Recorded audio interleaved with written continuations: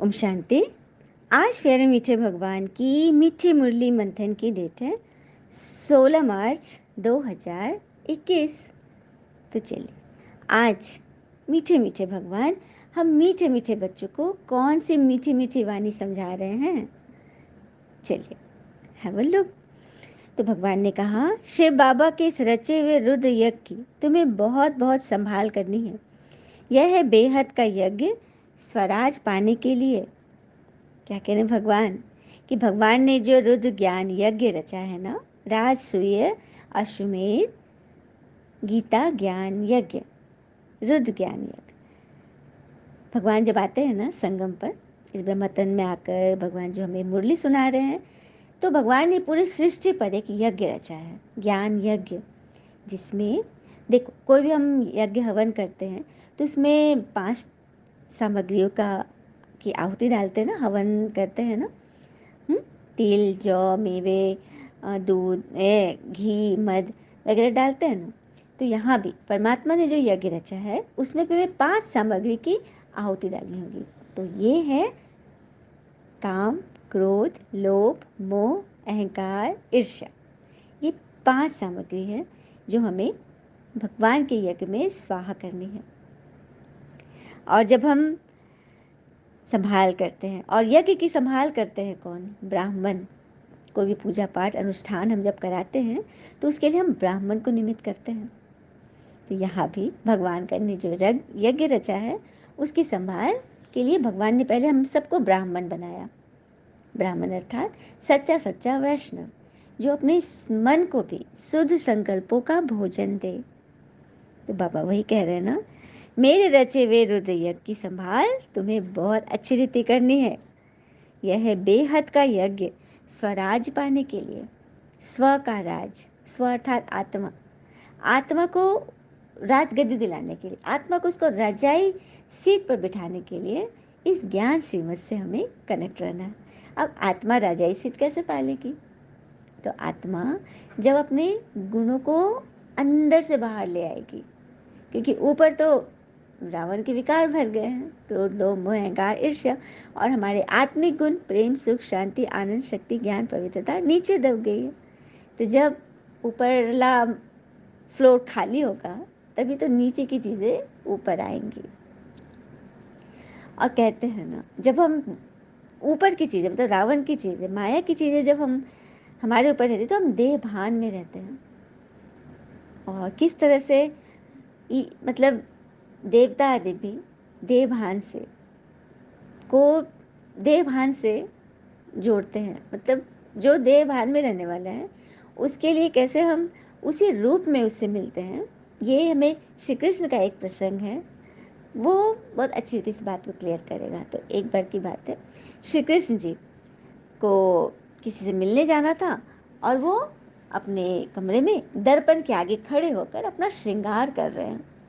बराबर श्रृंगार कर रहे हैं, मेरे कान के झुमके ठीक है, मेरी मोरपन ठीक है, मेरी मालाएं ठीक है, मेरे पीताम्बर ठीक है, मुरली ठीक है, सब देखे जा रहे हैं। और सारथी को बोल दिया था कि मैं आ रहा हूँ, और सारथी बाहर इंतजार कर रहा है। जब बहुत देर हो गया, कृष्ण जी सवर के बाहर नहीं आए, तो सारथी को लगा कि क्या बात हो गया। अक्सर करके तो श्री कृष्ण जी ऐसा करते नहीं है, आज इतना लेट क्यों कर रहे हैं? तो वो अंदर आ गया और बोला कि प्रभु आप इतना लेट क्यों कर रहे हैं, देरी हो रही है।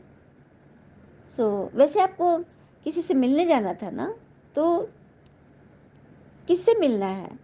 आप किससे मिलने के लिए इतने देरी कर रहे हैं? तो श्री कृष्ण ने मुस्कुराते हुए कहा कि मैं आज दुर्योधन से मिलने जा रहा हूँ। तो सारथी बोला, दुर्योधन से? वो तो बिल्कुल एकदम दूसरे मत का है, उससे मिलने के लिए आप इतना तैयारी कर रहे हैं, कोई खास बात क्या? तो श्री कृष्ण ने समझाया कि हाँ, मैं उससे मिलने के लिए अपने बाहरी आवरण को बहुत सजा रहा हूँ, क्योंकि वह बाहर मुक्ता में है, वह देवभान में है। तो मैं जिससे मिलने जा रहा हूँ उसको उसी तरह से आकर्षित करना चाहता हूँ, इसीलिए मैं इसे बहुत सजा रहा हूँ। जब वो मुझे बाहर से पसंद करेगा ना, तभी वो मेरी बातों को अंदर से ग्रहण करेगा। देखा, कहने का भाव है कि जो व्यक्ति बॉडी कॉन्शियसनेस में है, तो उसके सामने जब जाओ तो उसके साथ वैसे ही बातें करो जो उसको पसंद है। हाँ, और जब वो आपसे कन्विंस हो जाए कि हाँ, ये मेरे साथ बात करने लायक है, इनकी बातें मुझे रस दे रही है, मुझे अच्छा लग रहा है, जब अच्छी रीति उससे मतलब मित्रता हो जाए, स्नेह हो जाए, तब फिर धीरे से अपनी बात कहना। इसी के लिए कहते हैं ना, accept the people as they are. पहले उसको एक्सेप्ट करो, फिर अपनी बात उन्हें समझाओ। और कहते हैं ना, cool water and warm iron removes wrinkles from clothes, same way cool mind and warm heart removes tensions from life. अर्थात ठंडा जल, शीतल जल और गर्म आयरन रिंकल्स को, क्लॉथ पे रिंकल्स जो पड़ते हैं, मतलब क्लॉथ जो मुड़े तुड़े हैं, उनको ठीक करते हैं ठंडा पानी और गर्म आयरन। उसी तरह से कूल माइंड, मन शीतल, और वार्म हार्ट, गर्म हार्ट, सबको स्वीकार करने वाला दिल हमेशा के लिए हर एक के टेंशन को ख़त्म करता है। नाराज़गी की उम्र अगर कम हो तो रिश्ते बहुत दूर तक साथ चलते हैं। कोई भी नाराज़गी है तो उसको ज़्यादा लंबा नहीं खींचो। हाँ, रिश्तों को आगे चलाने के लिए स्वीकार करो और आगे बढ़ो। प्रश्न है, इस रुद्र यज्ञ का रिस्पेक्ट किन बच्चों को रहता है? उत्तर, जो इसकी विशेषताओं को जानते हैं। तुम्हें पता है कि इस रुद्र यज्ञ से हम कौड़ी से हीरे जैसा बनते हैं। इससे सारी पुरानी दुनिया स्वाहा होती है। इस पुराने शरीर को भी स्वाहा करना है। कोई भी ऐसा बेकायदे कर्म न हो जिससे यज्ञ में विघ्न पड़े। जब ऐसा ध्यान रहे तभी रिस्पेक्ट रख सकते हैं। रुद्र यज्ञ, ईश्वर द्वारा रचाए गए यज्ञ की रिस्पेक्ट हम कैसे करेंगे? तो जो उसकी विशेषताओं को जानते हैं, मतलब यज्ञ को की विशेषता जानना मतलब परमात्मा को जानना। हमें पता है कि रुद्र यज्ञ से हम कौड़ी से हीरे जैसा बन जाते हैं। हाँ, हमारा पुराने स्वभाव संस्कार सब भस्म हो जाते हैं और नए दैवी संस्कार पनपते हैं। इससे पुरानी दुनिया स्वाहा होती है, पुराने शरीर का स्वाहा होता है, तो हमें कंचन काया मिलती है। तो ऐसे यज्ञ की कितने रिस्पेक्ट करनी चाहिए जिससे हमारा पूरा स्वरूप बदल जाता है। सबसे पहले तो हमारा मन खिल जाता है। गीत है, माता ओ माता तू सबकी भाग्य विधाता। ओम शांति। बच्चों ने गीत सुना, जिन्होंने बनाया है वह तो बेचारे माता को जानते ही नहीं। नाम सुना है ना, जगत अम्बा, जरूर वह है। क्या करके गई ये किसको पता नहीं है, सिवाय तुम बच्चों के। देखो, दुनिया में जो माताओं की जो पूजा करते हैं, आखिर वो कहाँ से आई, क्या करके गई, कौन थी, ये किसी को भी नहीं पता है सिवाय तुम बच्चों के, क्योंकि हमें भगवान ने स्वयं बताया है। फिर आगे कह रहे बाबा, कोई आए तो एकदम जीवन सुधर जाए। कितनी इज्जत होनी चाहिए ना यज्ञ की। बाबा को बहुत लिखते हैं, बाबा हम अपने घर में खोले, मतलब सेंटर खोलने की बात कर रहे। कई आत्माएं कहते हैं कि बाबा हम खोले, तो बाबा क्या कहते हैं? भल खोलो, हर किसी का कल्याण होगा। हाँ, यज्ञ भूमि बनाओ। इस यज्ञ की बहुत भारी महिमा है। यज्ञ की भूमि है जहाँ बच्चियाँ औरों का कल्याण करती है। यदि संसार की 10 नारियाँ, चलो कहते 50 नारियाँ भी हो, तो एक ब्रह्मा कुमारी उस पर भारी पड़ेगी। पवित्रता के बल से, मन वचन कर्म से वो सब पर भारी पड़ेगी, क्योंकि उसने अपने जीवन, पवित्रता को, भगवान को दान कर दिया। सादगी का वस्त्र पहन लिया, सफ़ेद वस्त्र, रंग से किनारा कर लिया, ताकि मन में कभी किसी ऐसी वस्तु की चाहना ही न हो जो कि हमें श्रीमत के विरुद्ध है। तो ये बात होती है। अच्छा, मीठे मीठे बच्चों प्रति भगवान की नमस्ते। हम बच्चों की भी प्यारे शिव पिता को नमस्ते। और बाबा दिल से सभी आत्माओं की तरफ से आपको very very very good morning. धारणा के लिए मुख्य सार है, पहली पॉइंट, अपने इस रुद्र यज्ञ का बहुत बहुत रिस्पेक्ट रखना है। यज्ञ का वातावरण बहुत शुद्ध, पावरफुल बनाने में सहयोगी बनना है। इसकी प्यार से संभाल करनी है। बाबा बार बार कहते हैं ना कि प्यार करो, प्यार देना ही लेना है। हाँ, तो इस युद्ध यज्ञ की बहुत बहुत रिस्पेक्ट करनी है, संभाल करनी है, पूरे वातावरण को शुद्ध पवित्र बनाना है। तो उसके लिए अपनी वृत्ति, अपनी सोच को सही करो। सोच यदि सही होगा तो फिर हर काम आसान हो जाएंगे, वारे न्यारे हो जाएंगे। दूसरी पॉइंट, अपने पास कुछ भी छिपा कर नहीं रखना है, दिल साफ तो मुराद हासिल। इस यज्ञ की कौड़ी कौड़ी अमूल्य है, इसलिए एक कौड़ी भी व्यर्थ नहीं फैलानी है, गंवानी है। इसकी वृद्धि के लिए सहयोग देना है।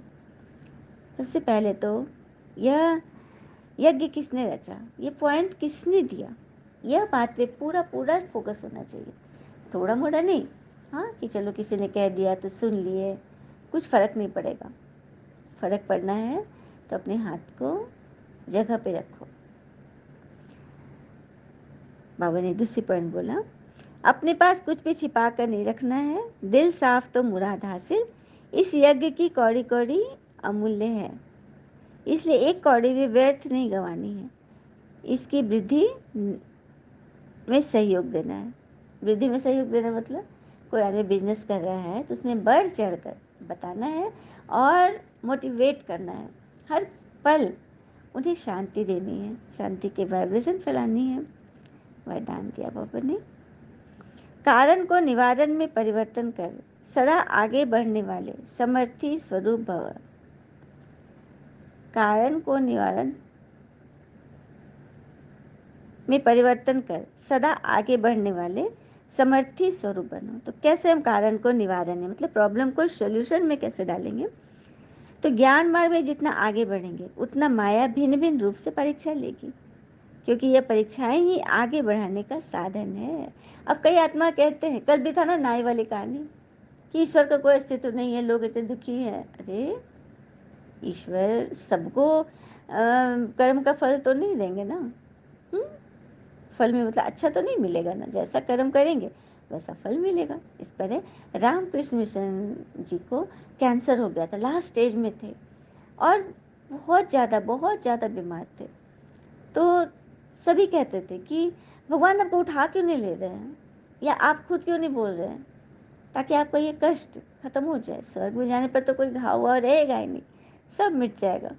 तो परमहंस जी क्या कहते थे कि मैं चाहूँ तो काली माँ को अभी बुला सकता हूँ। और उनके बारे में ये मान्यता है कि वो भोग लगा कर रखते थे ना, तो सच में माँ आकर फिनिश कर जाती थी। तो ये रहस्य है, ऐसे भक्त आत्मा है। तो जब उन्होंने ईश्वर से प्रार्थना की तो ईश्वर ने कहा कि तुम अकेले तो नहीं हो ना, हाँ, तुम तो सुबह आए हो। और वे सदा यही कहते थे कि मैं माँ को क्यों कष्ट दूँ, ये मेरे अपने कर्म भोग है। और वो अपने उसी तरह से बीमारी में रहते थे, परेशान रहते थे, लेकिन कभी मुंह पर शिकायत नहीं रहती थी। तो एक दिन विवेकानंद जी जो उनके शिष्य थे, उन्होंने माँ से प्रार्थना की कि हे माँ, मेरे गुरु को इस कष्ट से मुक्ति दे दो, हाँ, मेरे पुरुषार्थ का फल उन्हें दे दो। और बहुत मतलब प्रार्थना कर रहे थे। तो माँ ने कहा कि मैं उनके साथ ऐसा नहीं कर सकती हूँ, क्योंकि उन्होंने इस चीज़ को स्वीकार नहीं किया कि मैं उनकी मदद करूं। और फिर उनको पता है कि यदि इस जन्म में मैं उनके सारे पाप धो दूं, उनके बीमारी को ठीक कर दूं, तो अगले जन्म उन्हें डबल सजा मिलेगी। इसीलिए वे इसी जन्म अपने भोग को समाप्त करना चाहते हैं। तो देखा, ईश्वर इसीलिए हस्तक्षेप नहीं करते किसी भी काम में, क्योंकि वो हमारा अपना बोया हुआ बीज है, हमें खुद काटना है, उसमें भगवान भी कुछ नहीं कर सकते। तो ज्ञान मार्ग में हम जितना आगे बढ़ेंगे उतना माया भिन्न भिन्न रूप से परीक्षा लेगी, कभी बीमारी के रूप में, कभी संबंध संपर्क से, कभी प्रकृति के हलचल से, कभी विकारों के पेपर। तो बहुत तरह से हमें परीक्षाएं लेकर गिराने आएगी, लेकिन हम निवारण के बजाय क्या करेंगे, कारण सोचते हैं तो समय और शक्ति व्यर्थ जाती है। इसीलिए कारण के बजाय निवारण सोचो, प्रॉब्लम पे फोकस कर दे। प्रॉब्लम आ गया, ये हो गया, वो हो गया, अरे प्रॉब्लम आया, आ गया, अब तो उसे स्वीकार करना ही होगा। तो क्या करना है, सॉल्यूशन पे फोकस दे दे। अब इसको कैसे भगाया जाए, कैसे हटाया जाए, वो भी शक्ति से। यह है निर्विघ्न रूप बनने की, समर्थी स्वरूप बनने की बात। तो अपने आप को परिवर्तन कर सदा आगे बढ़ने वाले समर्थी स्वरूप बनो। स्लोगन, महादानी वह है जो अपनी दृष्टि, वृत्ति और स्मृति की शक्ति से शांति का अनुभव करा सके। महादानी बनना है। दुनिया में भी भक्तगण महादान करते हैं, तो जो चीज़ उनके पास है, कपड़े दे दिए, भोजन दे दिए, हाँ, चीज़ें दे दी, तो उनके पास जो है वो अपना दान कर दी। इसमें दृष्टि, वृत्ति, कृति की तो कोई बात ही नहीं है। तो यहाँ कौन से दान की बात बाबा कर रहे हैं? तो आत्मिक दान, प्रेम से, दिल से, आत्मा से, जिससे उनको टच होगा और सभी शक्ति और शांति का अनुभव कर सकेंगे। अच्छा, ओम शांति। शुक्रिया मीठे बाबा, वो बाबा के प्यारे प्यारे बच्चे। थैंक यू बाबा। All is well always. ओम शांति।